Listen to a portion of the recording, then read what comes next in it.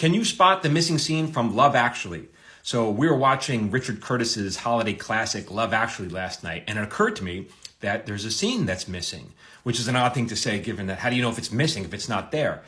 Now, I'm definitely speaking out of school here. I don't know this to be a fact at all. I haven't watched the director's cut of Love Actually. I haven't read any interviews with Richard Curtis, but I suspect as a professional screenwriter that there's a scene missing.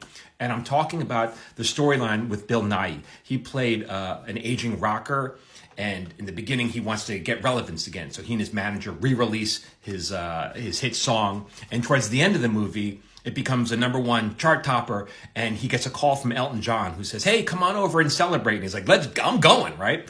And then the very next scene is he shows up to his manager's apartment, and he says, "No, this is Christmas Eve. I want to spend Christmas with my best friend, and I love you. You're my best friend." Okay, so there's a turn. There's a scene that's missing there, and that's the turn when he, on camera, you usually put this on camera. When a character turns and has a giant revelation, you want that on camera because that's gold. So you can imagine maybe there was a scene where he's partying at Elton John's house and maybe he's hanging around with a bunch of hot women and living the life, and it occurs to him in that moment that it all feels empty without his best friend. So he leaves the party.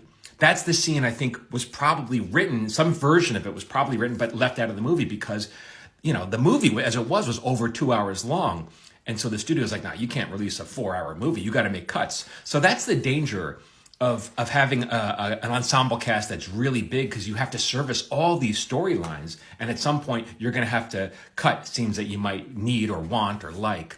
And so, but just keep that in mind for your own writing. You want to limit your characters so you can service them. You want to give them all those scenes that they need.